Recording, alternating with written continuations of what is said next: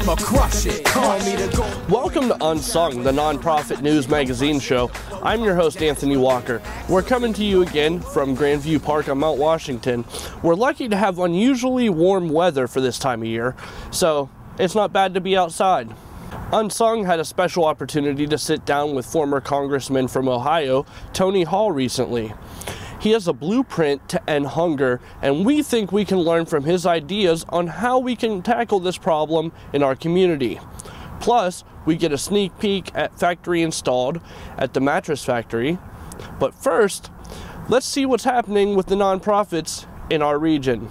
40 organizations ranging from United States Steel Corporation to Group Against Smog and Pollution to Cystic Fibrosis Foundation's Western Pennsylvania chapter, along with hundreds of individuals across the region, have signed on to the Breathe Project.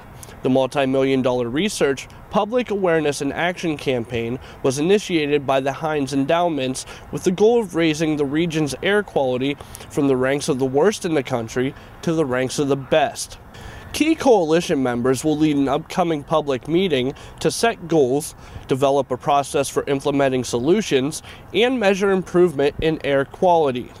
Many coalition members already are involved in significant air quality improvement efforts. Among them, U.S. Steel Corporation's $1.1 billion pollution control upgrade at its Clairton operations, the Endowments and Port Authority Transit's collaboration resulting in bike racks being installed on all buses in the fleet, the City of Pittsburgh's new 10-year clean diesel policy, which sets forth target dates for conversion of city-owned diesel-powered vehicles, and the adoption of standards for best available retrofit technology for city-owned equipment, along with its adoption of a clean construction equipment ordinance requiring contractors at large city subsidized construction projects to install similar devices on their diesel equipment. A pollution remediation agreement between McConway and Torley, a Lawrenceville-based foundry, and the Group Against Smog and Pollution, a partnership between EQT Corporation and PAT to study the possibility of converting the entire public transit fleet to natural gas. Individuals are invited to learn more about the Breathe Project and are encouraged to join the coalition at breatheproject.org.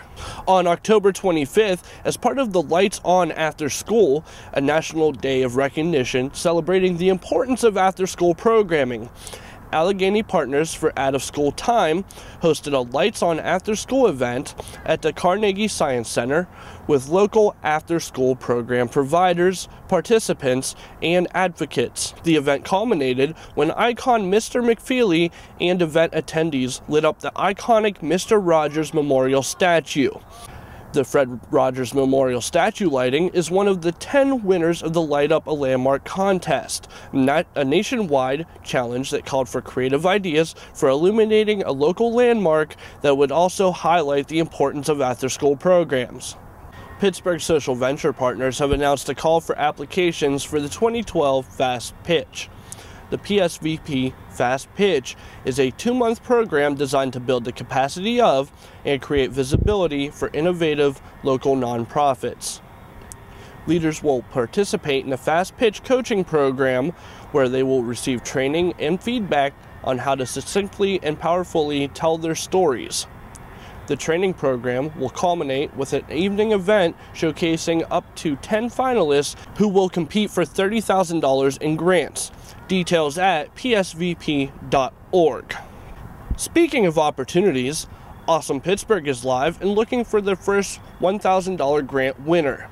Got an awesome idea? Then share it with them by November 15th at awesomepgh.com. Now, let's send it over to Melissa Carey, who had the opportunity to chat with Tony Hall. Hi, I'm Melissa Carey, and today I'd like to welcome former Congressman from Ohio and United States Ambassador to the United Nations Food Program, Tony Hall. He's currently the Executive Director of the Alliance to End Hunger. And I know you have a blueprint to end hunger. I like the fact that you have strategies and goals. Can you share some of the more pertinent ones? Well, we basically feel that, the communities have the ability really to end hunger in their own backyard. and that when I was in Congress, I was chairman of the Select Committee on Hunger, and we did what we call best practices around the country. What would it take to make your community hunger-free?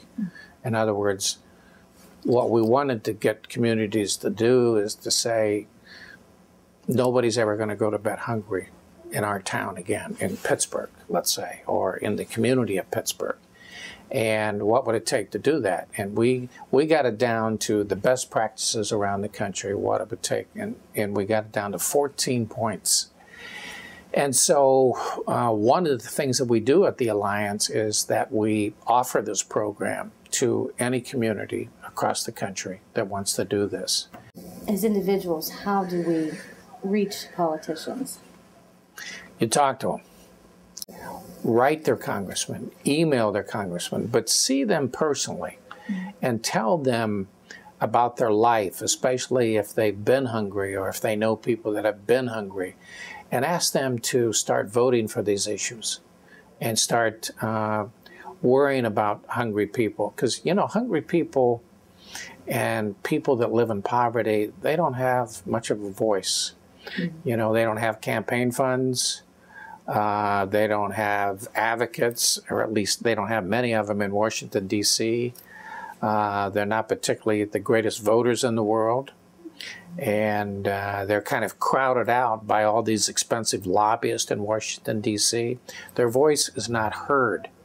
So if the people, the ordinary people in this country, would raise their voice a little bit on behalf of hungry people, I think you'd see a lot better legislation. There are definite perceptions of hunger and biases against people who are hungry and that live in poverty.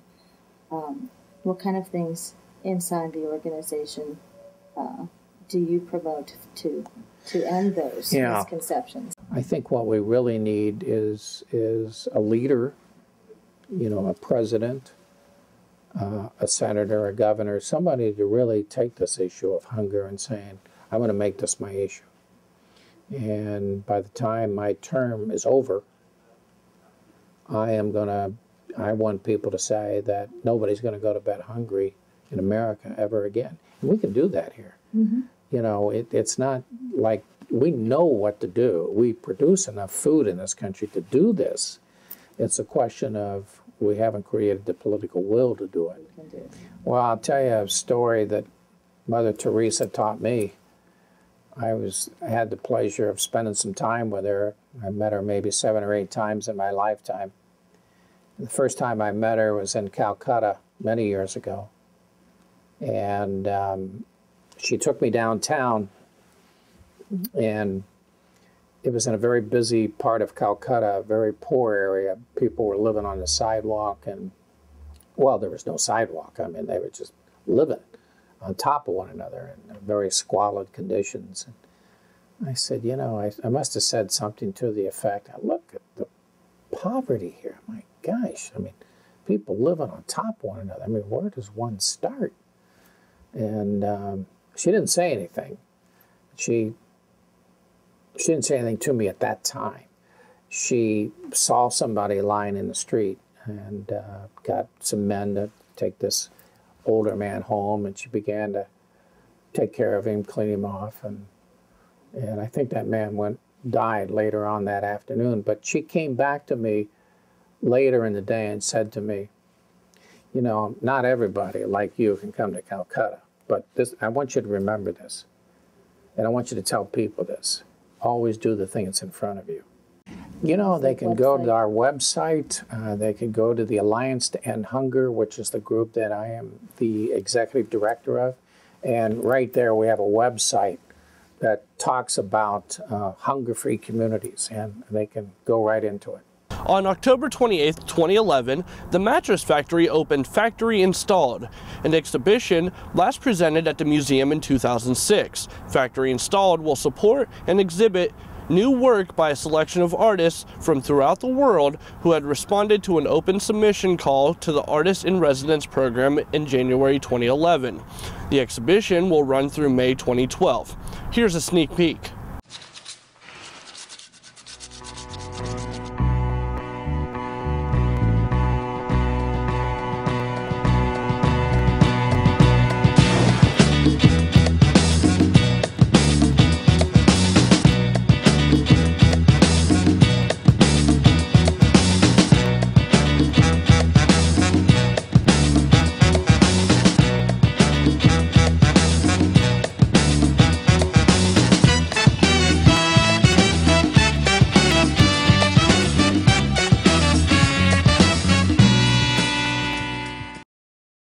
Pittsburgh will mark the start of the holiday season for Friday, November 18th for Light Up Night.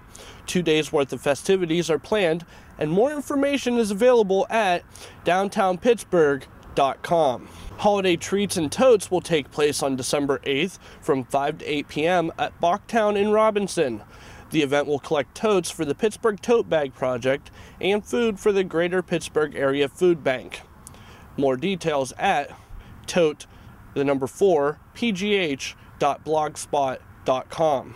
Construction Junction is also collecting the following: totes and food for the Pittsburgh Tote Bag Project and the Greater Pittsburgh Community Food Bank, eyeglasses for Lens Crafters International Mission, coats, hats, gloves, and scarves for the East End Cooperative Ministry, pet food and supplies for the Humane Society of Western Pennsylvania. Drop-off is at Construction Junction, and details are at constructionjunction.org.